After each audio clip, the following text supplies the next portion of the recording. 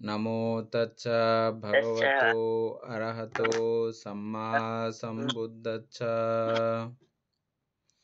জগৎ পূজ্য মহাকারণিক তথাগত সম্যক সম্বুদ্ধ শ্রীচরণে কৃতজ্ঞ প্রণাম নিবেদন করে যজ্ঞ পারমিতে অংশগ্রহণকারী সকল উপাসক উপাসিকাগণের নিরোগ দীর্ঘায়ু সুখী জীবন তথা জ্ঞান বিমণ্ডিত জীবন কামনায় শুরু করতে চলেছি আজকের অভিধর্ম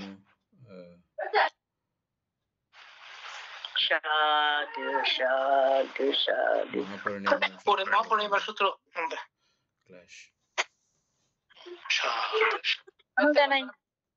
মঙ্গল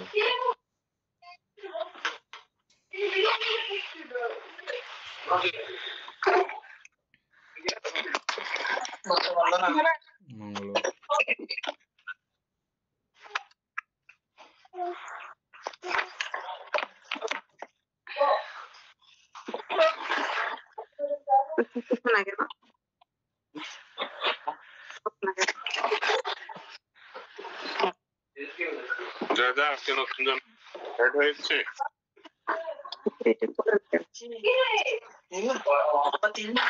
নাম্বার তো নাম আছে নাম্বার গ্রুপে নাম্বার জানাই তো আমি পাইনি শুনি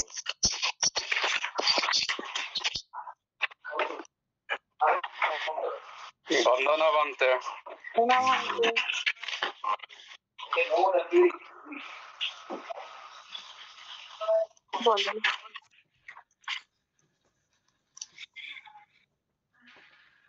আর কত নাম্বার আছে আর মনে হয় 31 নম্বর পর্যন্ত হলো নাকি আরে এতে প্রিন্টার না গেল বন্দনা বানতে 31 নম্বর 29 নম্বর ফরা কি নি হ্যাঁ 29 নম্বর ফরা না যায় কেন আর এটা পেজ 33 নম্বর করা আছে মানে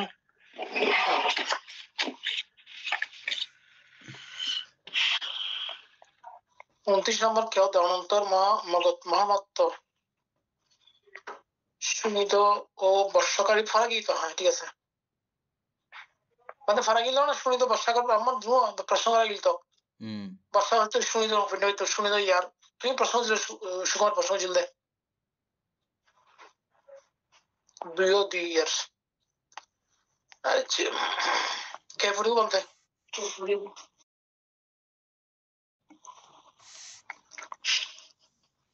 উপাসিকা পড়ুন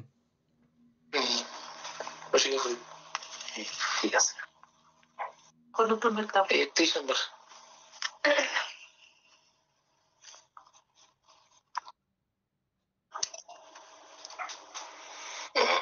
মগধ মহামাত্র সুনিত ও বর্ষাকার এক পার্শ্বে উপবিষ্ট হইলে ভগবান এই গাথা সমূহ দ্বারা অনুমোদন করিলেন।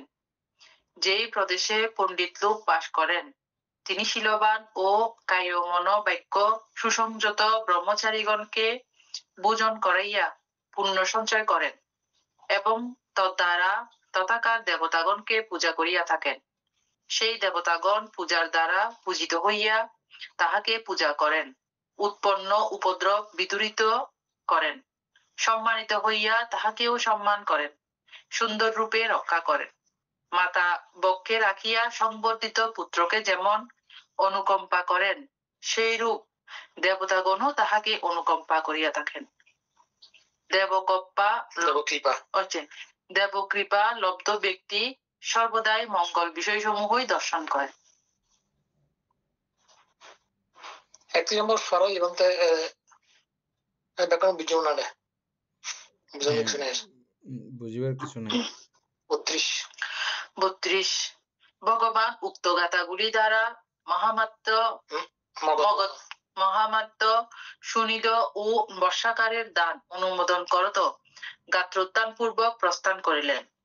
তখন মগধ মহামাত্র সুনিদ ও বর্ষাকার ভগবানের পশ্চাৎ পশ্চাৎ অনুগমন করিতে লাগিলেন তাহাদের উদ্দেশ্যে। অদ্য যে দ্বার দিয়া শ্রমণ গৌতম বাহির হইবেন তাহার নাম গৌতম দ্বার রাখা হইবে। যে স্থান দিয়া গঙ্গা নদী পার হইবেন তাহার নাম গৌতম তীর্থ রাখা হইবে।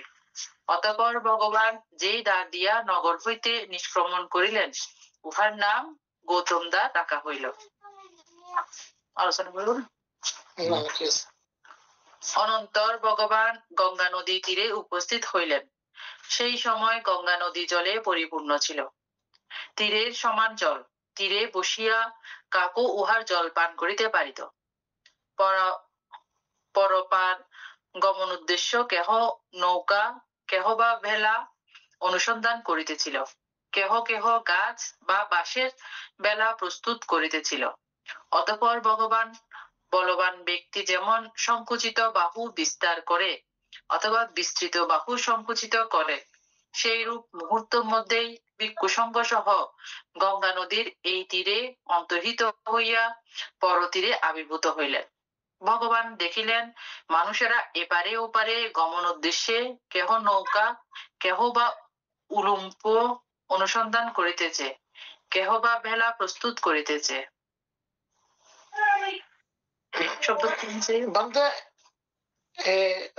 কি বুদ্ধ কি ফাঁকা দিয়ে হচ্ছে বাহু সংকুচিত বিস্তার করিয়া অথবা বিস্তৃত বাহু সংকুচিত করে, সেই মুহূর্ত মধ্যে ভিক্ষু সংঘ সহ গঙ্গা নদীর ওই তীরে অন্তরিত হইয়া পর তীরে আবির্ভূত হইলেন। নদী পারে গিয়ে তীরে কি সংঘ সহ বুদ্ধ চাইলে পারেন, বুদ্ধ চাইলে পারেন, কিন্তু বুদ্ধ করেন নাই, করছে? হ্যাঁ করছেন তো, কেন করবেন না? এটা তো যমক, ঋদ্ধি, প্রতিহজ্জা এগুলো সহ করেছেন, এবং এক সময় তো ভিক্ষু সংঘকে দেখাইতে মানা করছেন। তখন ওই যে ইয়া করলো না, কিন্তু জন্য সেখানে বুদ্ধ প্রকাশ করেছেন শীল ভিক্ষুদের জন্য, সম্যক সম্বুদ্ধগণের জন্য শীল।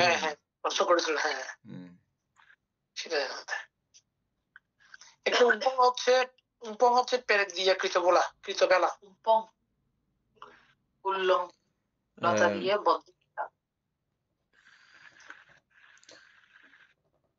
কথাটা একবার একটু ব্যতিক্রম হয়ে যাবে, মানে বুদ্ধগণের তো মহাশিলে শিলবান, শীল এবং বিনয় এখানে কিছু তারতম্য রয়েছে, কিন্তু বিনয় এবং শীল দুটো ব্যাপার আলাদা আলাদা। কিছু কিছু শীল আছে যেগুলো আপনাকে অবশ্যই পালন করতে হবে, না পালন করলে এটা ভয়ঙ্কর ধরনের আপনাকে শাস্তি ভোগ করতে হবে। আবার বিনয় হচ্ছে যে আইন বা শৃঙ্খলা মেনটেন, সাংঘিক পরিষদকে সুন্দর উত্তম রাখার জন্যে, এগুলো হচ্ছে যে আপনার বিনয় এর অন্তর্গত। এটা বুদ্ধ শাসনের আয়ু। তথা এগুলো না থাকলে তা আমাদের মধ্যে গণ্যমান্যও থাকবে না। হ্যাঁ, এই যে বড় ছোট মান্যতার ব্যাপার রয়েছে সহ সব বিনয় আচারগুলো আর কি, নীতি আচারগুলো এগুলো। তো সেখানে বুদ্ধ উদাহরণ দিয়েছিলেন অবশ্যই এরকম করে যে আমি একটা আম বাগান বানিয়েছি বা রাজা আম বাগান বানিয়েছে, তো রাজা সবাইকে নির্দেশ প্রদান করলেন যে ওই আম বাগান থেকে কেউ আম খাবে না। তো তার মানে কি রাজাও কি ওই আম বাগান থেকে আম খাওয়া বারণ আছে কি? তো বলছে যে না, রাজার কোনো বারণ নাই, রাজা খেতে পারবেন যখন ইচ্ছে তখন, কাঁচা পাকড়া সব খেতে পারবেন।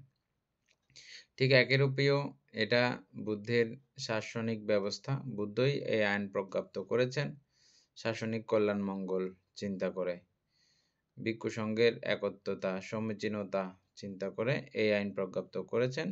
এটা ভিক্ষু সংঘের জন্য প্রযোজ্য, কিন্তু বুদ্ধের জন্য এটা সেটা প্রযোজ্য ছিল না। বুদ্ধ ঋদ্ধি দেখাতে পারবেন সর্বসময়ের জন্য, দেখিয়েছিলেন তাই।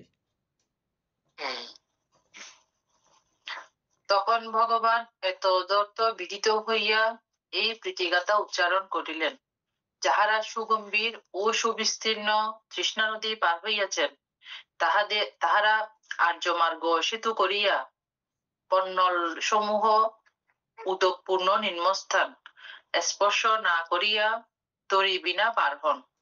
সাধারণ লোকই ভেলা বাদে সুগম্ভীর ও সুবিস্তীর্ণ তৃষ্ণাসর উত্তীর্ণ মেধাবী জনকে বেলা বাঁধিতে হয় না। ও আচ্ছা, হ্যাঁ, গভীর বিষয় বুঝিয়ে দেওয়ার জন্য এই কথাটা বলা হয়েছে। প্রথম অধ্যায় সমাপ্ত। তারপরে শেষ না? দ্বিতীয়া বানা বারানি, দ্বিতীয় বানা।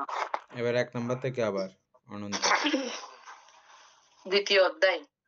অনন্তর ভগবান আয়ুষ্মান আনন্দকে সম্বোধন করিয়া বলিলেন, আনন্দ, চলো আমরা কুটিগ্রামে গমন করি। সাধু ভান্তে বলিয়া আয়ুষ্মান আনন্দ সম্মতি জ্ঞাপন করিলেন। অতঃপর ভগবান মহাভিক্ষু সঙ্গ সমবিব্যাহারে কুটিগ্রামে সমুপস্থিত হইলেন এবং তথায় বাস করিতে লাগিলেন।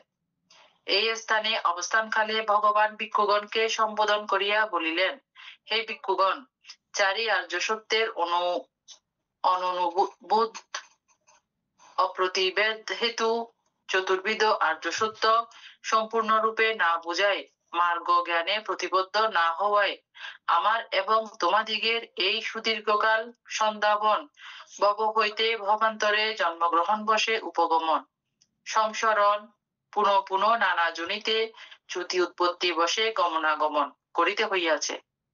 এই চারি আর্য সত্য কি কি? ভিক্ষুগণ, দুঃখ আর্য সত্যের অনুবোধ অপ্রতিভেদ হেতু আমার এবং তোমাদের এই সুদীর্ঘকালের সন্ধাবন সংসরণ করিতে হইয়াছে। ভিক্ষুগণ, দুঃখ সমুদয় আর্য সত্যের দুঃখ নিরোধ আর্য সত্যের দুঃখ নিরোধের উপায় আর্য সত্যের অনুভূত অপ্রতিভেদ হেতু আমার এবং তোমাদের এই সুদীর্ঘকাল সন্ধাবন সংবরণ করিতে হইয়াছে, সংসরণ করিতে হইয়াছে। ভিক্ষুগণ, সেই দুঃখ আর্য সত্য আমাদের দ্বারা অনুবুদ্ধ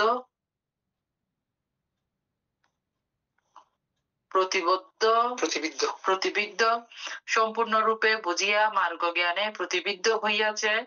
দুঃখ সমুদয় আর্য সত্য, দুঃখ নিরোধ আর্য সত্য, দুঃখ নিরোধের উপায় আর্য সত্য অনুবুদ্ধ প্রতিবিদ্ধ হইয়াছে।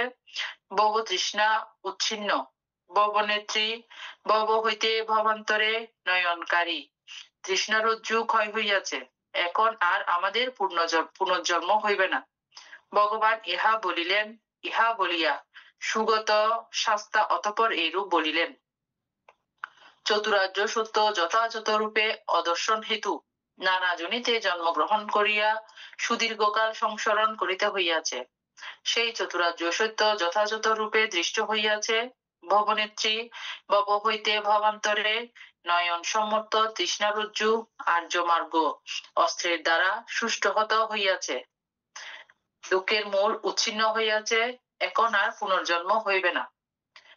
কোটি গ্রামে অবস্থিতিকালেও ভগবান ভিক্ষুগণের সহিত এই বিষয়েই পুনঃ পুনঃ ধর্ম প্রসঙ্গ করিতেন।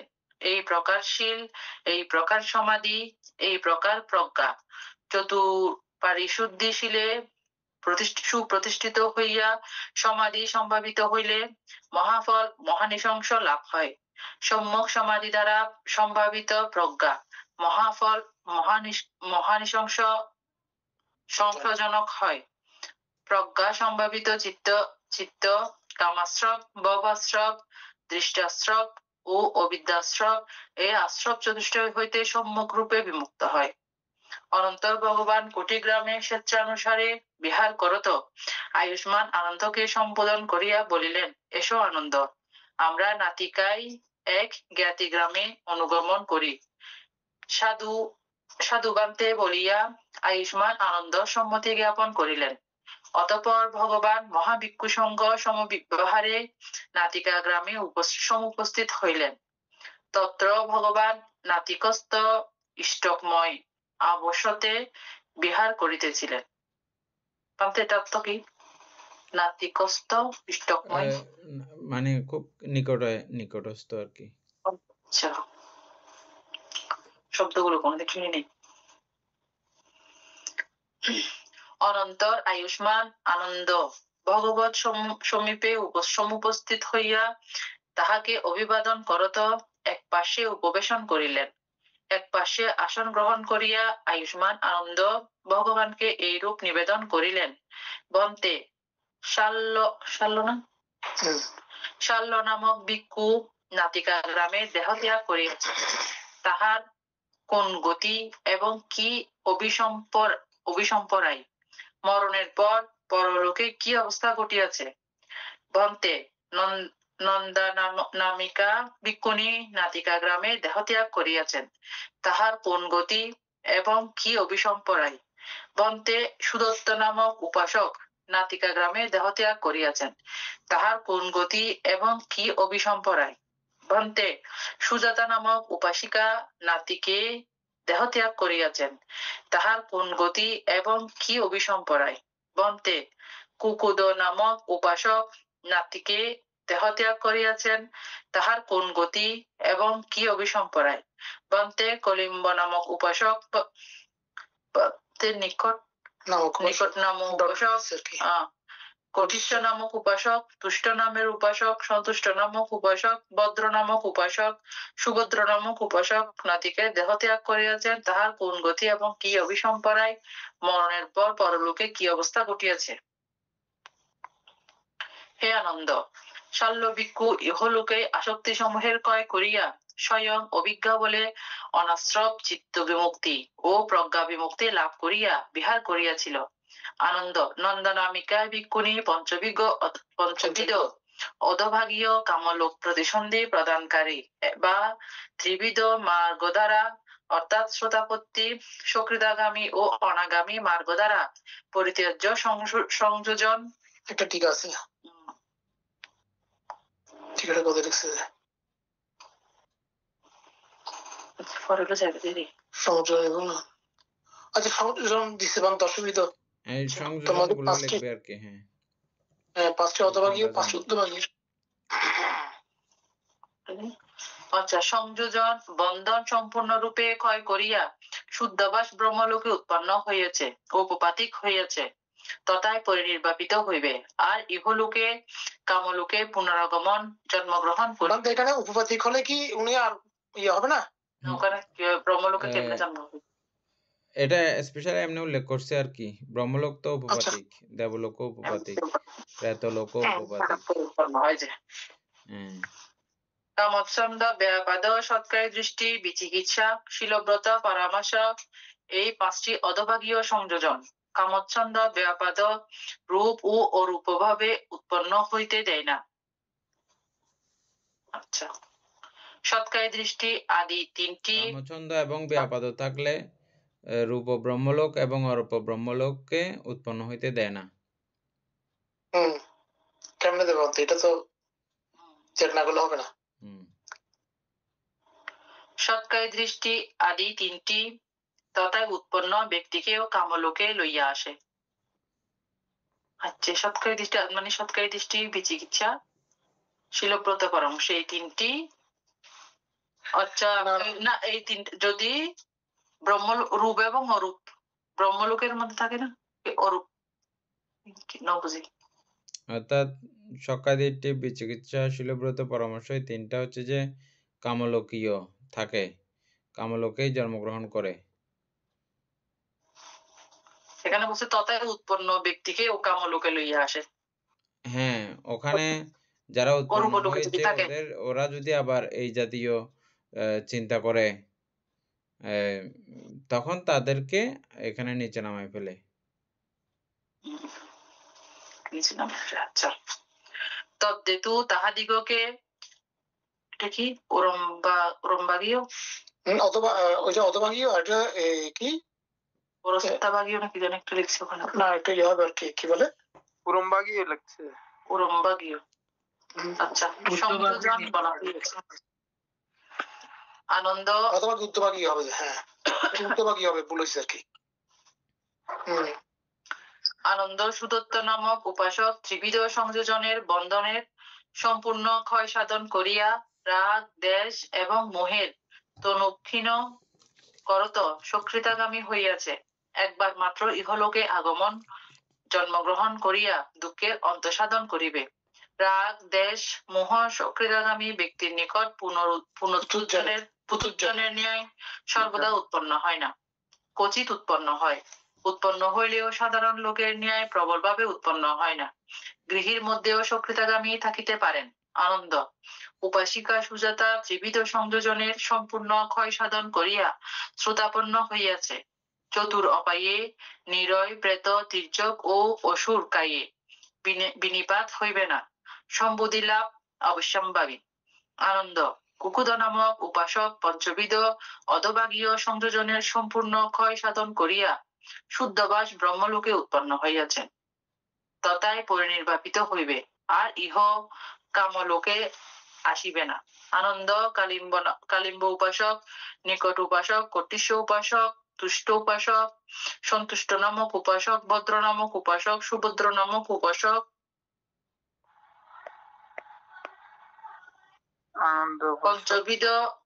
পঞ্চবিধ অধভাগীয় সংযোজনের সম্পূর্ণ ক্ষয় সাধন করিয়া শুদ্ধবাস ব্রহ্মলোকে উৎপন্ন হইয়াছে, তথায় পরিনির্বাপিত হইবে, আর ইহ কামলোকে আসিবে না। আনন্দ। 50 অধিক উপাসক নাতিকে দেহত্যাগ করিয়াছে। ইহারা সকলেই পঞ্চবিধ অধভাগীয় সংযোজনের সম্পূর্ণ ক্ষয় সাধন করিয়া শুদ্ধবাস ব্রহ্মলোকে উৎপন্ন হইয়াছে, তথায় পরিনির্বাপিত হইবে, ইহ কামলোকে আর আসিবে না। হে আনন্দ, 90 অপেক্ষা অধিক সংখ্যক উপাসক নাতিকে দেহত্যাগ করিয়াছে। ইহারা সকলেই আমরা নাতিকে মানে কি বলছিলাম যে সন্নিকটে বলছিলাম না, একটা জায়গার নাম বা গ্রামের নাম। ইহারা সকলে ত্রিবিধ সংযোজনের সৎকায় দৃষ্টি, বিচিকিৎসা, শিলব্রত, পরমাস এই 3টি সংযোজনের সম্পূর্ণ ক্ষয় সাধন করত রাগ, দেশ, মোহের তনুতাপাদন করিয়া সক্রিয়গামী হইয়াছে। এই একবার মাত্র ইহলোকে আগমন, জন্মগ্রহণ করিয়া দুঃখের অন্তঃসাধন করিবে। আনন্দ। 50 অধিক উপাসক নাতিকে দেহত্যাগ করিয়াছে। তাহারা ত্রিবিধ সংযোজন মানে আবার জ্ঞাতি গ্রাম, বুঝছেন? বুদ্ধ যে জ্ঞাতি গ্রামের যাবেন বলছিলেন, ওটা আবার নাম না, নাতিকাই হচ্ছে যে জ্ঞাতি গ্রাম, এটা নির্দিষ্ট কোন গ্রামের নাম না। হ্যাঁ, গ্রামের নাম নাতিকে হচ্ছে ওনা জ্ঞাতি গ্রামের নাম আর কি। নাতিকে ওইটা তো বুদ্ধ ইয়াকে আপন করে নিয়ে গেছেন। নাতিক গ্রামের নাম। এটাও না, গ্রামের নাম বলতে জায়গার নামটা হচ্ছে যে কি, এটা আমরা কুটিগ্রাম। হ্যাঁ, নাতিক কেন বলতেছেন না? কুটিগ্রাম বলতে এখানে আমরা এতে পাশে লিখছে তো আমাদের কই জানি এর ব্যাকেটে দিয়েছে তো, নাতিকে মানে জ্ঞাতি গ্রাম। আচ্ছা, এতে যাই হোক, কোনো সমস্যা নাই এটার জন্য। তারপরে জ্ঞাতি গ্রাম, এই তো নাতিকাই মানে এক জ্ঞাতি গ্রাম। ওই গ্রামের জ্ঞাতি গ্রাম। আচ্ছা,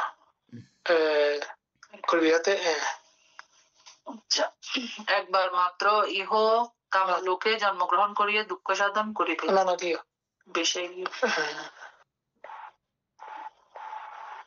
এখানে যারা ত্রিবিধ সংযোজন সম্পূর্ণ ক্ষয় সাধন করিয়া শ্রোতাপন্ন হইয়াছে, তাহারা অবিনিপাত ধর্মশীল হইয়াছে।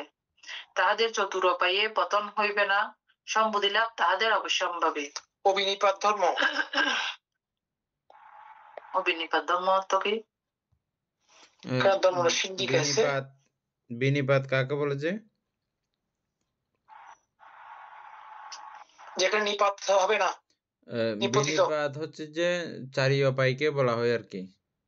আচ্ছা আচ্ছা, হ্যাঁ সেটাই বিনিপাত। হ্যাঁ, চারি উপায়কে বিনিপাত। ঠিক আছে। আর বিনিপাত মানে চারি উপায় দ্বার রুদ্ধ বন্ধ হয়ে গেছে। ব্র্যাকেট এই সমস্ত তাদের চতুর উপায় পতন হইবে না। হচ্ছে। ঠিক আছে। আনন্দ মনুষ্য জন্মগ্রহণ করিলেই যে মৃত্যু মুখে পতিত হইবে ইহা আশ্চর্যের বিষয় নয়। স্থানে স্থানে মানুষ মরিলে যদি তোমরা তথাগতের নিকট উপস্থিত হইয়া এইরূপ জিজ্ঞাসা করো, তবে আনন্দ তাহাদের জ্ঞান গতি, জ্ঞান উৎপত্তি, জ্ঞান অভিসম্পরায় দর্শন করা তথাগতের পক্ষে শুধু কায়িক শ্রম মাত্র। অর্থাৎ কি বলছে মৃত দেখছেন? সত্যগণ মানে এগুলো বুদ্ধ যখন জীবিত ছিলেন প্রায়ই এগুলো বুদ্ধকে জিজ্ঞেস করতেন। হ্যাঁ, এখানে আনন্দমান্তিও জিজ্ঞেস করছে আর বুদ্ধ লাস্টে কি বলেছে দেখেন। ঠিক আছে মানতে, তথাগত এটা নিয়ে ইয়া হয়তো জ্ঞানকে বিচরণ করতে হয়, তারপর না উনি বলতে পারেন সেটা আপনার কায়িক শ্রম হয়। হ্যাঁ, অর্থাৎ মৃত সত্যগণের মধ্যে অমুক শ্রোতাপন্ন, অমুক সকৃতাগামী ইত্যাদি জ্ঞানাদিগমন, জ্ঞান উৎপত্তি, জ্ঞান অভিসম্পরায় অর্থাৎ তৎপর তৎপর ও অমুক নিয়ত সম্বুদ্ধি পরায়ণ, অমুক একবার মাত্র ইহ কামলোকে জন্মগ্রহণ করিয়া দুঃখ অন্ত সাধন করিবে ইত্যাদি জ্ঞান সহিত উৎপত্তি প্রত্যয় বা জ্ঞান চক্ষে দর্শন করা তথাগতের শুধু কায়িক পরিশ্রম করা মাত্র। বুদ্ধগণ বুদ্ধগণ কলুষবিহীন বলিয়া তাহাদের চিত্তকেত হইতে পারে না। চিত্তকেত হইতে পারে না মানে চিত্তের মধ্যে খেত বলতে খারাপ লাগার মতো পর্যায়ে নাই বলিয়া খারাপ হয় না আর কি, চিত্ত খারাপ হয় না। হ্যাঁ, সেটা বলা হচ্ছে আর কি।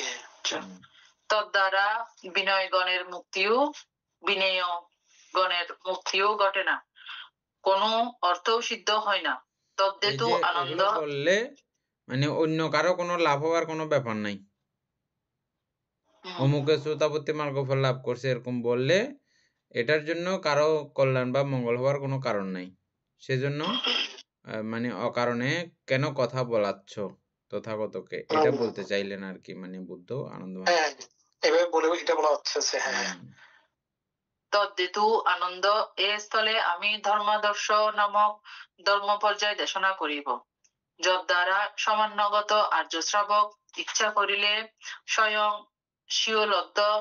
স্বীয়লব্ধ মার্গফল বিষয় না যথাযথ রূপ জ্ঞাত হইয়া প্রকাশ করিতে পারে। আমি নিরয় প্রাপ্তির হেতু ক্ষয় করিয়াছি, তির্যক জনিতে উৎপত্তির হেতু ক্ষয় করিয়াছি, প্রেতত্ব প্রাপ্তির হেতু ক্ষয় করিয়াছি, অপায় দুর্গতি বিনিপাত হেতু ক্ষয় করিয়াছি, আমি শ্রোতাপন্ন হইয়াছি, আমি চতুর অপায়ে অপতনশীল, আমার সম্পত্তি লাভ অবশ্যম্ভাবী। সাধু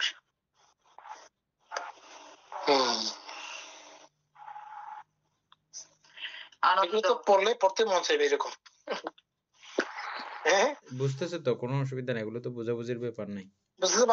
মানে খুব ভালো না এটা তো মনে করেন 2 দিনে শেষ করার বই, এটা তো নেশা।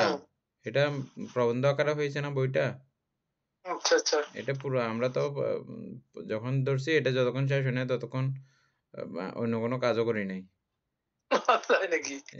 এরকম বই আছে, এরকম এই জাতীয় আরো অনেকগুলো বই আছে যেগুলো শুরু করলে আপনি যতক্ষণ শেষ হবে না ততক্ষণ শান্তি লাগবে না। আনন্দ সেই ধর্ম পর্যায় ধর্মাদর্শ কি, যদ্বারা সমন্বিত আর্য শ্রাবক ইচ্ছা করিলে স্বয়ং স্বীয় বিষয় যথাযথ রূপে জ্ঞাত হইয়া প্রকাশ করিতে পারে যে আমি নিরয় প্রাপ্তির হেতু ক্ষয় করিয়াছি, তির্যক প্রাপ্তির ও প্রেতত্ব প্রাপ্তির হেতু ক্ষয় করিয়াছি, অপায় দুর্গতি বিনিপাত হেতু ক্ষয় করিয়াছি, আমি শ্রোতাপন্ন হইয়াছি, চতুর অপায়ে অপতনশীল, আমার সম্পত্তি লাভ অবশ্যম্ভাবী। হে আনন্দ, এই শাসনের আর্য শ্রাবক বুদ্ধের গুণসমূহ যথাযথ রূপে জ্ঞাত হইয়া তৎপ্রতি অবিচলিত প্রসাদ সম্পন্ন হয়। আর্য শ্রাবক জানে যে সেই ভগবান এই সমস্ত কারণে অরহৎ, এই সমুদয় কারণে তিনি সম্যক সম্বুদ্ধ, বিদ্যাচরণ সম্পন্ন, সুগত, লোকবিদ, অনুত্তর, পুরুষ ধর্ম সারথী, দেব মানবগণের শাস্তা বুদ্ধ ভগবান। ধর্মের গুণসমূহের যথাযথ জ্ঞাত হইয়া তৎপ্রতি অবিচলিত প্রসাদ সম্পন্ন হয়। আর্য শ্রাবক জানে যে ভগবান কর্তৃক এই ধর্ম অতি সুন্দরভাবে পর্যায়ক্রমে ব্যাখ্যাত, এই ধর্ম স্বয়ং দ্রষ্টব্য। আত্মদর্শনীয়, এর ফল প্রদানের কোনো নির্দিষ্ট কালাকাল নাই, প্রতিপালনের সঙ্গে সঙ্গেই ফল লাভ হইয়া থাকে। এই ধর্ম এসো দেখো এইরূপ আহ্বানযোগ্য, এই ধর্ম নির্বাণে উপনয়ন করে, বিজ্ঞজন কর্তৃক এই ধর্ম নিজে নিজেই বিদিতব্য। সঙ্গের গুণসমূহের যথাযথ ওইটা আমাদের সুন্দর বুঝাইছে কোন ধর্মের 6 গুণ সঙ্গে 9 গুণ। হ্যাঁ, যাদের যাদের ইচ্ছা করে লিখে রাখতে পারেন এখান থেকে স্পেশালি। প্রয়োজন আছে। তারপরে সঙ্গের গুণসমূহ যথাযথ জ্ঞাত হইয়া তৎপ্রতি অবিচলিত প্রসাদ সম্পন্ন হয়। আর্য শ্রাবক জানে যে ভগবানের শ্রাবক সঙ্গ সুপ্রতিপন্ন, ঋজু পথ প্রতিপন্ন ও ন্যায় প্রতিপন্ন এবং সমীচীন, যাহা প্রাপ্ত হইলে প্রণাম, দারান আদি স্বামীর প্রতি করণীয় বিষয়ের যোগ্যতা প্রাপ্ত হয়, সেই আর্য মার্গ সংক্রান্ত মধ্যমা প্রতিপন্ন।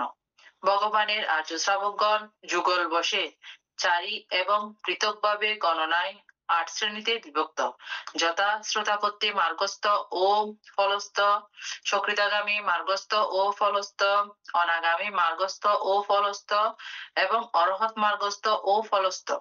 ভগবানের এই শ্রাবক সঙ্গ আহুনীয়, আহুনের যোগ্য বা আহ্বনীয়, পাহুনীয়, পাহুন অর্থাৎ দূর দেশ হইতে আগত জ্ঞাতি মিত্রগণের সৎকারের জন্য সংগৃহীত বস্তুদানের ও গ্রহণের উপযুক্ত পাত্র। দাক্ষিণেয়, পরকাল বিশ্বাস করিয়া যে দান দেওয়া হয় তাহাকে দক্ষিণা বলে, সেই দক্ষিণা দানের ও গ্রহণের উপযুক্ত পাত্র ও অঞ্জলি করণীয় এবং লোকের সর্বশ্রেষ্ঠ পুণ্যক্ষেত্র। আর্য শ্রাবক তৃষ্ণা দাসত্ব হইতে মুক্তিপ্রদ, বুদ্ধাদি বিজ্ঞজন প্রশংসিত, তৃষ্ণা ও দৃষ্টি দ্বারা অপরামর্শিত উপচার ও অপর্ণা সমাধি প্রবর্তনকারী আর্যজন কান্ত পঞ্চশীলাদি শীলসমূহ অখণ্ড, অছিদ্র, অসবল ও অকল্মাস রূপে সমন্বয়গত হয়। হে আনন্দ, ইহা এই ধর্মাদর্শ ধর্ম পর্যায় দ্বারা সমন্বিত আর্য শ্রাবক স্বয়ং স্বীয় বিষয় যথাভূত জ্ঞাত হইয়া ইচ্ছা করিলে প্রকাশ করিতে পারে যে আমি নিরয় প্রাপ্তির হেতু ক্রয় করিয়াছি, আমি শ্রোতাপন্ন হইয়াছি, মুক্তি মার্গের স্রোতে পতিত হইয়াছি, চতুর অপায় অপতনশীল, আমার সম্পত্তি লাভ নির্দিষ্ট হইয়াছে।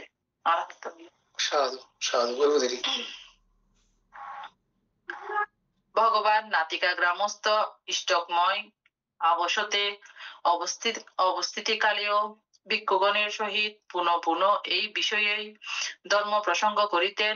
এই প্রকার শীল, এই প্রকার সমাধি, এই প্রকার প্রজ্ঞা সম্ভাবিত চিত্ত, কামাশ্রব, ভবাশ্রব, দৃষ্টাশ্রব ও অবিদ্যাশ্রব, এই আশ্রব চতুষ্টয় হইতে সম্পূর্ণরূপে বিমুক্ত হয়। অতঃপর ভগবান নাতিকা গ্রামে স্বেচ্ছানুসারে বিহার করিয়া আয়ুষ্মান আনন্দকে সম্বোধন করিয়া বলিলেন, চলো আনন্দ, আমরা বৈশালীতে গমন করি। সাধুবান্তে বলিয়া আয়ুষ্মান আনন্দ ভগবানের আদেশে সম্মতি জ্ঞাপন করিলেন। অনন্তর ভগবান মহাভিক্ষু সঙ্গ সমবিব্যাহারে বৈশালীতে উপস্থিত হইয়া তত্রস্থ আম্রপালির উপবনে বিহার করিতে লাগিলেন। তখন বজ্জী বা লিচ্ছবি রাজাদের রাজধানী বৈশালী সমৃদ্ধিশালী বহু জনাকীর্ণ মহানগরী, তথায় ৭,৭০৭ খানা প্রসাদ, ওই পরিমাণ কুঠাগার ও পুষ্করিণী ছিল এবং খাদ্যদ্রব্য অত্যন্ত সুলভ ছিল। তথাকার আম্রপালী নামিকা গণিকা অভিরূপা, দর্শনীয়া ও মনোমুগ্ধকারিণী, পরম সৌন্দর্য বিভূষিতা এবং নৃত্য গীত বাদ্যযন্ত্রে সুনিপুণা ছিল। অভ্যাগত আর্তিকগণকে প্রতি রাতে 50 টাকা করিয়া দিতে হইত। তখন ভিক্ষু সংঘ মধ্য ৫০ নতুন প্রব্রজিত হতোদ্যম ভিক্ষু ছিলেন। ভগবান জানেন যে আম্রপালী গণিকা ভগবত দর্শনে আগমন করিবে, তাহার দর্শনে ওই ভিক্ষুদের চিত্ত বৈকল্য যেন না ঘটে। দেহ বেদনা চিত্ত, দেহ বেদনা, চিত্ত ও ধর্ম যে অসুচিপূর্ণ, দুঃখময়, অনিত্য ও অনাত্মা, এই স্মৃতি উৎপাদনের জন্য ভগবান দেশনা আরম্ভ করিলেন। ভগবান তথা এই ভিক্ষুগণকে সম্বোধন করিয়া বলিলেন, হে ভিক্ষুগণ, ভিক্ষু মাত্রেই স্মৃতিমান ও সম্প্রজানকারী হইয়া বিহার করিবে, এই তোমাদের প্রতি আমার অনুশাসন। ভিক্ষুগণ, ভিক্ষু কিরূপ স্মৃতিমান হয়? ভিক্ষুগণ, এই শাসনস্থ ভিক্ষু বীর্যবান, সম্প্রজানকারী ও স্থিতিশীল হইয়া কায়ে কায়ানুদর্শী হয়, অর্থাৎ কুৎসিত সম্প্রজ্ঞান। হ্যাঁ, আমাদের সম্প্রজ্ঞান ও সম্প্রজানকারী একই অবস্থা হবে না আমাদের? এখানে সম্প্রজানকারী প্রিন্টিং মিস্টেক। প্রিন্টিং মিস্টেক হয়েছে। আচ্ছা, প্রিন্টিং মিস্টেক তাহলে। আচ্ছা, তো এবান্তে বৈশালীর মধ্যে আগে কি বুদ্ধ নজবের আগে কি ভিক্ষু আছিল? হ্যাঁ, ছিলেন তো, কেন থাকবে না? না, তো ভিক্ষু হলের মানে যখন যার ওই যে মানে ওই দেশনাথের দাবার মানে চিত্তে বিচলিত নয় বললে নতুন ভিক্ষু 500 জন। এই নতুন ভিক্ষু 500 জন। আমরা পালিয়ে কোথা হাতালে এনলা হইতেন যাইতে আর কি, আমরা বাড়িতে আছি। যারা নতুন তারা আর কি, যারা নতুন যারা তাই না বিচ্যুত বিষয় থাকে না। অর্থাৎ কুৎসিত কেশ, লোম, নখ, দন্ত, মাংস,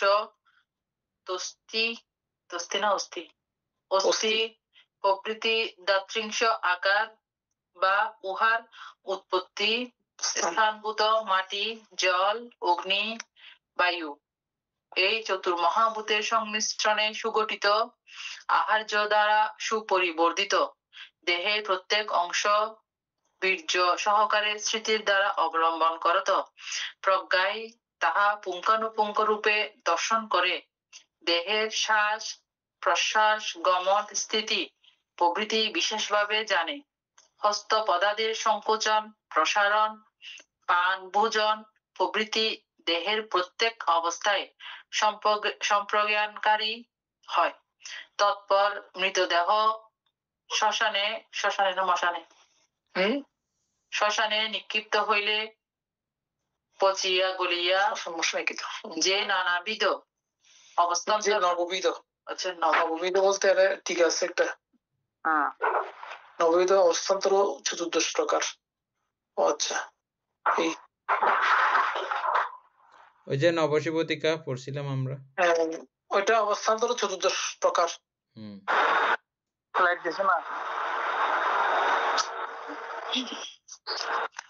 নববিধ অবস্থান্তর প্রাপ্ত হইয়া থাকে, তাহাও প্রজ্ঞাচক্ষে দর্শন করিয়া থাকে। এই রূপে সর্বমোট 14 প্রকারে এই দেহ প্রত্যবেক্ষণ করত, অর্থাৎ অশুভ রূপে দেখিয়া শুভ সংজ্ঞা, অনিত্য রূপে দেখিয়া নিত্য সংজ্ঞা, দুঃখ রূপে দেখিয়া সুখ সংজ্ঞা, অনাত্ম রূপে দেখিয়া আত্মসংজ্ঞা ত্যাগ করে এবং দেহের প্রতি নির্ভেদ যুক্ত হয়, নন্দিত হয় না, বিরক্ত হয়, অনুরক্ত হয় না, অনুরাগ নিরোধ করে, উৎপাদন করে না, দেহ উৎপত্তিজনক কলুষ ত্যাগ করে, গ্রহণ করে না, কলুষে লিপ্ত হয় না। এই রূপে দেহের প্রতি লোভ আসক্তি ও দৌমনস্য ত্যাগ করিয়া বিহার করে। ভিক্ষুগণ, এই শাসনস্থ ভিক্ষু বীর্যবান সম্প্রজ্ঞানকারী ও স্থিতিশীল হইয়া বেদনা সমূহে বেদনানুদর্শী হয়, অর্থাৎ সুখ দুঃখ ও উপেক্ষাদি বেদনার উদয়ে তাহা বিশেষভাবে জানে। তাহা কি কামের আমিষ হেতু হইল অথবা কি বিরাগ হেতু হইল, তাহা বীর্য সহকারে স্মৃতি দ্বারা অবলম্বন করত প্রজ্ঞায় পুঙ্খানুপুঙ্খ রূপে দর্শন করে এবং জ্ঞাত হয় যে সুখ বেদনার উপস্থিতি সুখময়ী বটে, কিন্তু বিপরিণাম দুঃখদায়ক। অতএব সুখ বেদনা ও দুঃখ বেদনা শৈল্যতুল্য মানে ওই মতো। উপেক্ষা বেদনা শান্ত বটে, উদয় ব্যয়শীল। অতএব বেদনা অনুভূতি মাত্রেই পরিবর্তনশীল বা অনিত্য বলিয়া দুঃখ। বেদনা সমূহ অনিত্য রূপে দেখিয়া নিত্য সংজ্ঞা, দুঃখ রূপে দেখিয়া দুঃখ সংজ্ঞা, সুখ সংজ্ঞা, আচ্ছা, দুঃখ রূপে দেখিয়া সুখ সংজ্ঞা, অনাত্ম রূপে দেখিয়া আত্মসংজ্ঞা ত্যাগ করে এবং বেদনা সমূহের উৎপাদন করে না। বেদনাসমূহের প্রতি নির্বেদযুক্ত হয়, নন্দিত হয় না, বিরক্ত হয়, অনুরক্ত হয় না, অনুরাগ নিরোধ করে, উৎপাদন করে না। বেদনা উৎপাদক কলুষ ত্যাগ করে, গ্রহণ করে না, লিপ্ত হয় না। এই রূপে বেদনা সমূহের প্রতি লোভ দোমনস্য ত্যাগ করিয়া বিহার করে। উত্তানশায়ী শিশু ও স্তন্যপান সময়ে ক্রমে বুঝে যে আমি সুখ অনুভব করিতেছি, কিন্তু এই স্থলে সেভাবে জানিলে প্রকৃত জানা হইবে না, কারণ সেভাবে জানাই সত্য উপলব্ধি ত্যাগ হয় না, সত্য উপলব্ধি ত্যাগ হয় না, সত্য সংজ্ঞাও অপনীত হয় না। সুতরাং কর্মস্থান বা স্মৃত্যুপস্থান ভাবনা হইবে না, এমন ভাবে জানিতে হইবে যাহাতে সত্য উপলব্ধি ত্যাগ হয়, সত্য সঙ্গও অপনীত হয়। তাহা হইলে কর্মস্থান এবং স্মৃত্যুপস্থান ভাবনা হইবে।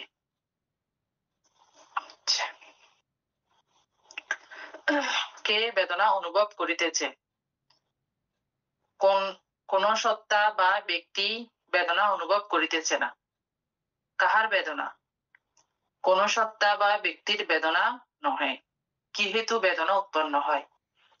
একটা জিনিস খেয়াল করেন, এই যে কথাগুলো আছে এগুলো তো আমরা এখন প্রত্যেকে খুব সুন্দর করে বুঝতেছি, কিন্তু অভিধর্ম না পড়লে এই ভাষাগুলো এগুলো বুঝার আসলে কি কোনো ব্যাপার আছে?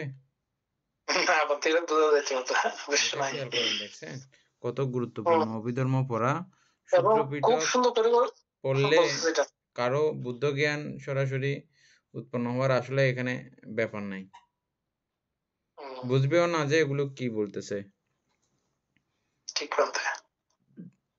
তারপরে সুখ দুঃখাদি বস্তু অবলম্বনেই বেদনা উৎপন্ন হয়। সুখ দুঃখাদি বস্তু অবলম্বনেই বেদনা উৎপন্ন হয়। তখন লৌকিক ব্যবহার বসেই বলা হয় যে আমি সুখ বা দুঃখ বেদনা অনুভব করিতেছি। বস্তুত বেদনার পৃথক কোনো স্থান নাই। সুখ দুঃখাদি বস্তু অবলম্বনেই বেদনা উৎপন্ন হয়ে থাকে। বস্তু অবলম্বন অর্থাৎ বলতে বিষয়কে, কোন একটা বিষয় অবলম্বন, সুখ বেদনা দুঃখ বেদনা না, কোন একটা বিষয়কে অবলম্বন করেই দুটোটা উৎপন্ন হয় বলতেছে আর কি। ওইটা সেটা আর কি, কোনটা বিষয়কে আর কি আমরা আগে যেটা জানি সেটাই, যেটা জানি সেটাই। হ্যাঁ, কোনো নির্বিষ নাই, এটা সহজ করে দিচ্ছে আরো প্রয়োজন। আচ্ছা, ভিক্ষুগণ, এই শাসনস্থ ভিক্ষু বীর্যবান সম্প্রজ্ঞানকারী ও স্মৃতিমান হইয়া চিত্তে চিত্তানুদর্শী হয় এবং তৎপ্রতি লোভ দুর্মনস্য ত্যাগ করিয়া বিহার করে। অর্থাৎ কোন সময়ে কোন চিত্ত উৎপন্ন হইতেছে, যে চিত্ত উৎপন্ন হইল তাহা কি স্বরাগ চিত্ত, না স্বদেশ চিত্ত বা সমূহ চিত্ত, অথবা রাগ দেশ মহাতিক্রান্ত চিত্ত, তাহা বীর্য সহকারে স্মৃতির দ্বারা অবলম্বন করত প্রজ্ঞা চক্ষে দর্শন করে এবং চিত্তের মহৎগততা অমহৎগততা, লৌকিক অবস্থা, অনুত্তর অবস্থা ও চিত্তের অভিমুক্ত অবস্থাদি ষোড়শবিধ চিত্তের অবস্থা সম্বন্ধে সবিশেষ জ্ঞাত হইয়া তাহা অনিত্য দুঃখ অনাত্মরূপে দর্শন করত নিত্য সুখ আত্মসংজ্ঞা পরিত্যাগ করে এবং চিত্তের প্রতি নির্বেদযুক্ত হয়, নন্দিত হয় না, বিরক্ত হয়, অনুরক্ত হয় না, অনুরাগ ত্যাগ করে, উৎপাদন করে না, চিত্ত উৎপাদক কলুষ ত্যাগ করে, গ্রহণ করে না। এই রূপ চিত্তের প্রতি লোভ দোমনস্য ত্যাগ করিয়া বিহার করে। ভিক্ষুগণ, এই শাসনস্থ ভিক্ষু বীর্যবান সম্প্রজ্ঞানকারী ও স্মৃতিমান হইয়া ধর্মসমূহে ধর্মানুদর্শী হয় এবং তৎপ্রতি লোভ দোমনস্য ত্যাগ করিয়া বিহার করে। অর্থাৎ স্বীয় মানসে কামচ্ছন্দাদি নিবরণ থাকিলে আছে বলিয়া জানে, কিরূপে তাহা প্রত্যাখ্যান করা যাইতে পারে এবং ভবিষ্যতে উহা কিরূপে উৎপন্ন না হইতে পারে তৎবিষয় যথাযথভাবে জানে। কামচ্ছন্দাদি নিবরণ না থাকিলে নাই বলিয়া জানে। পঞ্চস্কন্ধের উৎপত্তি বিলয় যথাযথভাবে জানে। চক্ষু কর্ণাদির সহিত রূপ রূপ শব্দাদির সমাগমে যে বন্ধন বা সংযোজনের সৃষ্টি হইয়া থাকে, উহার ছেদন বিষয়ক জ্ঞান যথাযথভাবে আয়ত্ত করে। প্রহীন সংযোজন যাহাতে ভবিষ্যতে উৎপন্ন না হয় তাহাও জানে। সপ্ত সম্বুদ্ধাঙ্গ চতুরার্য সত্য ও আর্য অষ্টাঙ্গিক মার্গ ভাবনায় অভিজ্ঞতা লাভ করে। ধর্মসমূহ বীর্য সহকারে স্মৃতির দ্বারা অবলম্বন করত প্রায় পুঙ্খানুপুঙ্খ রূপে দর্শন করে। ধর্মের স্পর্শাদি স্বলক্ষণ, অনিত্যাদি সাধারণ লক্ষণ ও অনাত্মাদি শূন্যতা লক্ষণ সন্দর্শন করে। অনিত্য দুঃখ অনাত্ম রূপে দেখিয়া নিত্য সুখ ও আত্মসংজ্ঞা পরিত্যাগ করে। ধর্মসমূহের প্রতি নির্ভেদ যুক্ত হয়, নন্দিত হয় না, বিরক্ত হয়, অনুরক্ত হয় না, অনুরাগ নিরোধ করে, উৎপাদন করে না। পঞ্চস্কন্ধ উৎপত্তিজনক কলুষ পরিত্যাগ করে, গ্রহণ করে না, কলুষে লিপ্ত হয় না। এই রূপে ধর্মসমূহের প্রতি লোভ দোমনস্য ত্যাগ করিয়া বিহার করে। হে ভিক্ষুগণ, এই শাসনস্থ ভিক্ষু এই রূপে স্মৃতিমান হইয়া থাকে। এর মধ্যে ওই চিত্তগুলো যারা হয়তো জানে না, ওদের জন্য টিকা দিয়ে চিত্ত স্কন্ধ এগুলো দিচ্ছে আর কি বলতে গেলে নিচে। আমরা তো এগুলো জানি, আমাদের দরকার নেই। হ্যাঁ, সেটা বলছিল আমাকে। তবে খুবই গুরুত্বপূর্ণ বিষয় এগুলা, ভাবনা করার বিষয়গুলো সবগুলো দিচ্ছে এখানে। কায়, চিত্ত, ধর্ম, 14। তারপর ভিক্ষুগণ ভিক্ষু কিরূপে সম্প্রজ্ঞান সম্পন্ন হইয়া থাকে। ভিক্ষুগণ, এই শাসনস্থ ভিক্ষু গমনে প্রত্যাবর্তনে সম্প্রজ্ঞানকারী হয়। অবলোকন, অনুদিক দর্শনে সম্প্রজ্ঞানকারী হয়। হস্ত পদাদির সংকোচন প্রসারণে সম্প্রজ্ঞানকারী হয়।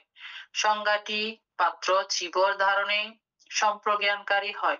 পিণ্ডপাতাদি ভোজনে, জাগু প্রভৃতি পানে, পিষ্টকাদি ভক্ষণে এবং মধু গুড়াদি আস্বাদনে সম্প্রজ্ঞানকারী হয়।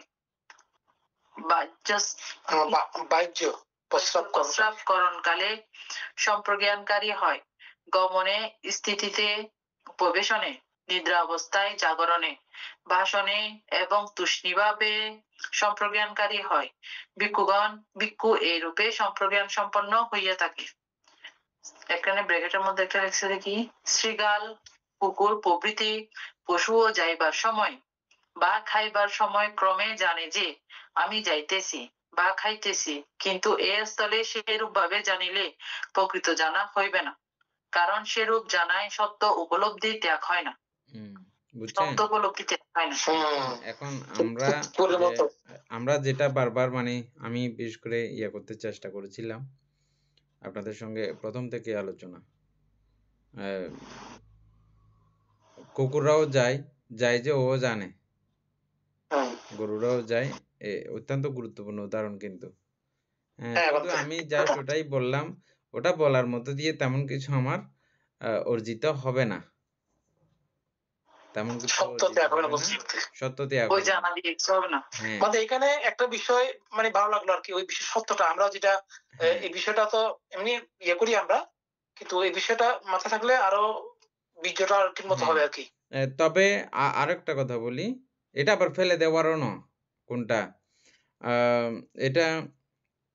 এটা কি লাভ হচ্ছে দেখেন, আমি আমার সম্প্রজ্ঞানে যখন আমি জ্ঞাত থাকব, আমার সংকোচন প্রসারণ, চিবর, পাত্র ধারণ, ভোজন, এগুলোতে যখন আমি মনোনিবেশ করে রাখবো, তখন কিন্তু আমার চিত্ত কিন্তু আবার অকুশলে যেতে পারতেছে না, এবং ক্রমশই এটা একাগ্র হওয়ার জন্য প্রযত্নশীল থাকতেছে।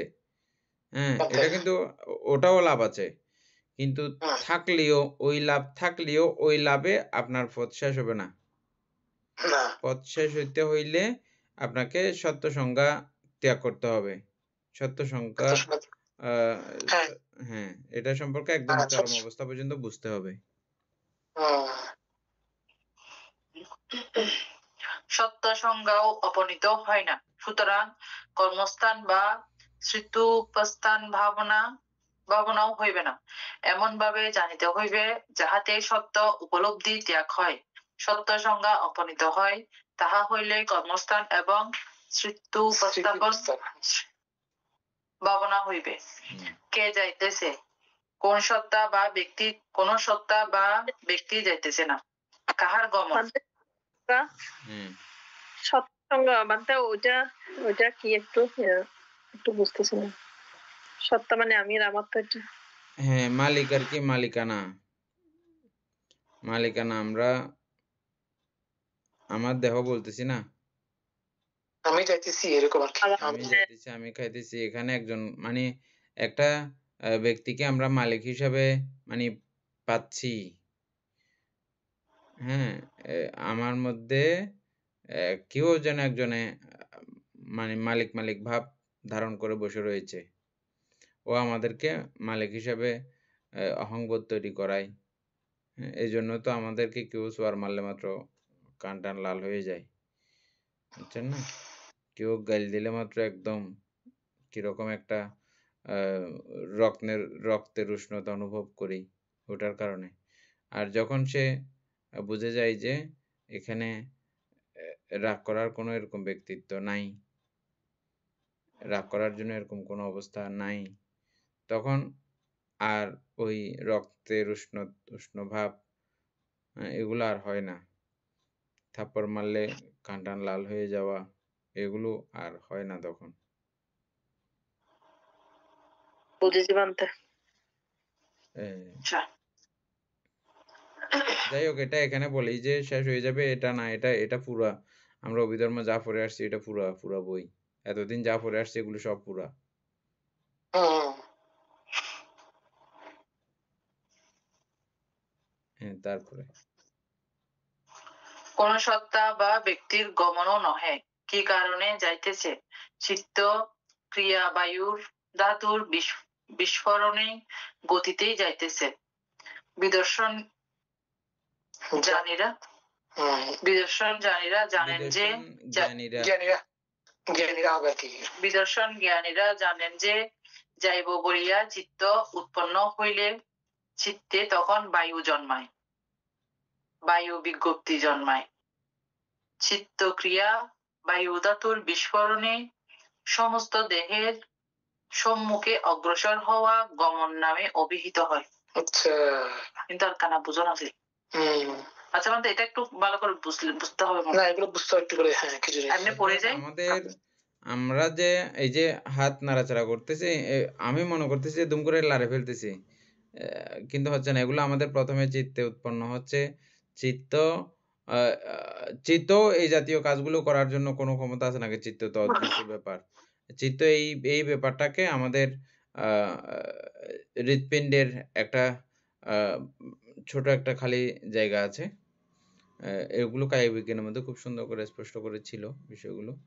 তো ওই বায়ুর মধ্যেই প্রেসার করে ওই বিষয়টা প্রেরণ করা হয়। তারপর এটা ওই সিগন্যাল আবার আমাদের ব্রেনে যায়। ব্রেন থেকে আবার এগুলো ওই কার্যগুলো সম্পাদিত খুব দ্রুত হয়। আমাদের কাছে মনে হয় যে এটা মানে এমনি করে ফেলতেছি। না। কেউ করাচ্ছে। হ্যাঁ। আচ্ছা বান্দে, এখানে যে বায়ু জন্মায় বলতেছে, বায়ু মানে তো অরিজিনাল বাতাস জন্মায় না, চিত্তের গতি জন্মায়। চিত্তের গতি প্রথম অবস্থায় চিত্তের গতি আমাদের এটা ওখানে এক প্রকারের একটা বায়ু আছে, বুঝছেন? ওই বায়ুর মধ্যেই এটা গিয়ে ওখানে কার্যক্রম। আমরা যে বায়ু ধাতু বলি, বায়ু ধাতু তো বলতে গুণকে বায়ু মানে বাতাসের গুণ মানে গতিশীলতাটাকে আমরা বায়ু ধাতু বলি। তাহলে এখানে চিত্তের গতিটাকে বলতেছে ভাবতে, আগে চিত্তের গতিটা জন্মায়। গতিটা হবে এটাই তো। হ্যাঁ, আগে চিত্তের এটা বায়ু ধাতুতে গিয়ে প্রেসার করে, বুঝছেন? মানে বায়ু ধাতুতে গিয়ে প্রেসার করে না, এখানে বলছে চিত্ত ক্রিয়া মানে চিত্তের কাজটা বায়ু ধাতুর গতিতে যেতেছে। বায়ু ধাতুর গতিতে এখানে আবার স্পেশাল কোনো বায়ু বানতে আমি বুঝতেছি না। আমি বুঝতেছি যে চিত্ত যে আমাদের চিত্তটা নড়ে না, আমাদের চিত্তের যে গতি, ওই চিত্তের গতিটাকেই বায়ু ধাতু বলা হচ্ছে। হ্যাঁ, ওটা গিয়ে আমাদের শারীরিকভাবে ওই বিষয়টাকে অ্যাক্টিভ করে তোলে। করার পরে যাবতীয় কার্যক্রমগুলো আমাদের আবার সম্পাদিত হয়। না, এটা এখানে লেখা নাই, এখানের কথা বলতেছি না। আমাদের হৃৎপিণ্ডের মধ্যে একটা খালি একটা জায়গা আছে এবং মস্তিষ্কের মধ্যেও ছোট একটা খুব খালি একটা বাতাসের জায়গা আছে। হ্যাঁ? এটা আমাদের বর্তমান চিকিৎসা বিজ্ঞানের মধ্যেও ডাক্তাররাও জানে। এবং ওটা তো মানে অক্সিজেনের বিষয়। হ্যাঁ, তো এখানে গিয়ে ওই কার্যটা সম্পাদিত হয়। এই কাজগুলো মানে ওখান থেকে ইয়া হয়। আমাদের চিত্ত উৎপন্ন বিষয়গুলো ওখান থেকে ওখানে যাচ্ছে, ওখান থেকে আবার এখানে সাপ্লাই হয়ে আমরা হাত পা নাড়াচ্ছি। যাবতীয় কার্যক্রমগুলো হচ্ছে। বিষয়টা একই, আপনি যেটা বুঝতেছেন সেটা একই, কোনো সমস্যা নাই। আবার পড়লে এমনি ক্লিয়ার হয়ে যাবে। আরেকবার পড়েন। কে যাইতেছে, কোন সত্তা বা ব্যক্তি যাইতেছে না। কাহার গমন, কোন সত্তা বা ব্যক্তির গমনও নহে। কি কারণে যাইতেছে? চিত্ত ক্রিয়াবায়ু ধাতুর বিস্ফোরণেই গতিতেই যাইতেছে। বিদর্শন জ্ঞানীরা জানেন যে যাইব বলিয়া চিত্ত উৎপন্ন হইলে চিত্তে তখন বায়ু জন্মায়, অর্থাৎ বায়ু মানে গতি জন্মায়, বায়ু বিজ্ঞপ্তি জন্মায়। এটাকে যদি আমরা গতি বলি, গতি বিজ্ঞপ্তি জন্মায়। বায়ু বিজ্ঞপ্তি জন্মায় মানে বায়ু বিজ্ঞপ্তি জন্মায় মানে হচ্ছে যে ওখানে এক জাতীয় একটা বায়ুর সৃষ্টি হয়। এটা আমাদের চিত্ত প্রেসারের কারণে। চিত্ত এই কার্যটা মানে এরকম সম্পাদন করে।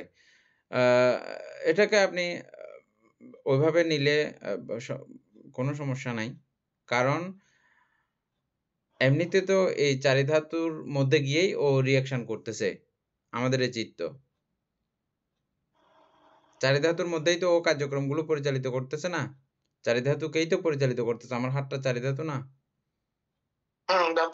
তাইলে ওখানে ছোট্ট একটা বায়ুর কেন্দ্রকে আঘাত করার কারণে এই কার্যগুলো সম্পাদিত হয় বললে এখানেও এত বিষম ভুলের কোনো কিছু নাই, বুঝছেন এখন? আচ্ছা বান্তে। বুঝা গেছে এখন পুরা? না আচ্ছা বললে হবে না, এমনি বুঝা গেছে কিনা? বান্তে আমার ইচ্ছা হচ্ছে পরের গুলো পড়তাম। আচ্ছা। পরের লাইন গুলো পড়লে মনে হয় বুঝতে পারবো। হ্যাঁ। আচ্ছা যাই হোক, আমাদের এমনে আমরা তো এটা নিয়ে আগেও আলোচনা করেছিলাম যে হৃৎপিণ্ডের কার্যক্রমগুলো আমাদের যখন আমরা এরকম চিন্তা কিছু করি এগুলো হৃদযন্ত্রের সঙ্গে সংযুক্ত হয়ে তারপরে ব্রেনের মধ্যে যাচ্ছে, ব্রেন থেকে আবার এগুলো পুনরায় যা যা কাজ করি এগুলো সম্পাদিত হচ্ছে আর কি। হ্যাঁ, তারপরের লাইনগুলো। চিত্তক্রিয়া বায়ু ধাতুর বিস্ফোরণে সমস্ত দেহের সম্মুখে অগ্রসর হওয়া গমন নামে অভিহিত হয়। তাহার এই রূপভাবে প্রজননে লৌকিক ব্যবহার বশে বলা হয় যে সত্যই যাইতেছে, কিন্তু পরমার্থত কোন সত্য বা ব্যক্তি যাইতেছে না। যেমন রথ যাইতেছে বলিয়া লোকে বলে, বস্তুত পরমার্থত রথ বলিয়া কোন নির্দিষ্ট বস্তু নাই। অক্ষদণ্ড, চক্র, পঞ্জর ইত্যাদি অঙ্গ সম্ভারে নির্মিত আকার বিশেষকে সচরাচর লোকে রথ নামে অভিহিত করে মাত্র। পরমার্থত এক একটা অঙ্গ প্রত্যঙ্গ বা উপকরণ নিরীক্ষণ করিলে রথ নামে কিছুই পাওয়া যায় না। সেই রূপ পঞ্চ উপাদান স্কন্ধ থাকিলে সত্য, পুদ্গল, স্ত্রী, পুরুষ, আমি, তুমি বা তিনি ইত্যাদি লৌকিক ব্যবহার মাত্র চলে। কিন্তু পরমার্থত এক একটি উপাদান জ্ঞানপূর্বক বিচার করিয়া দেখিলে আমি, তুমি বা তিনি বলিয়া গ্রহণ করিবার বিষয়ীভূত কোন জীব তার মধ্যে পাওয়া যায় না। সবাই তো অনেক হয়ে গেছে। এটা তো এদূর পর্যন্ত এমনি না বোঝার কিছু নাই, সবাই আশা করি বুঝছেন। যারা মানে এই পর্যন্ত আমাদের অভিধর্মত্ব সংগ্রহ বুঝেছেন সহ ধর্মসঙ্গিনী যারা বুঝেছেন, বিশেষ করে চিত্ত চৈতসিক সম্পর্কে ন্যূনতম জ্ঞান যাদের হয়েছে, রূপ সম্পর্কে ন্যূনতম জ্ঞান যাদের হয়েছে, তাদেরকে এটা আবার মানে ইয়ে করার নাই, এমনিতে খুব আরামসে বোঝা যাচ্ছে বিষয়টা, না? তবে আমার ওই এই বিষয়টার শেষে সেই শব্দটা আমার খুব বেশি পছন্দ হয়েছে। মানে চিত্তের যে বায়ু ধাতু, চিত্ত উৎপন্ন হওয়ার সময় বায়ু ধাতুর এটা আমার খুব পছন্দ হয়েছে, বলতে ভালো লাগছে।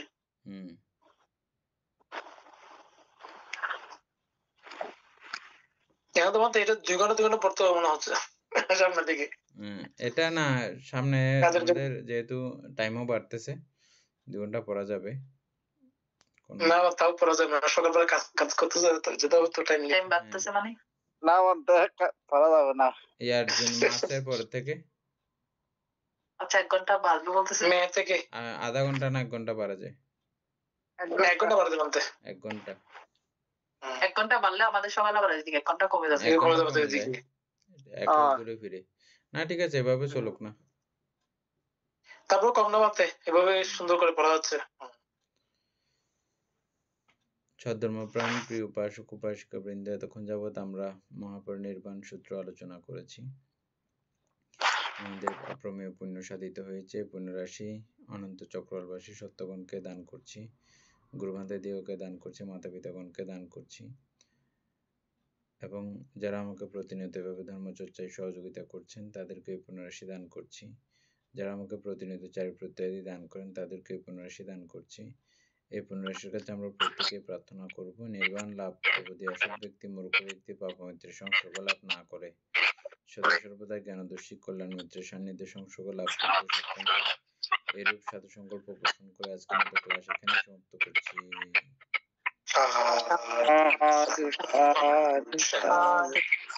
সোপাশানি ভান্তে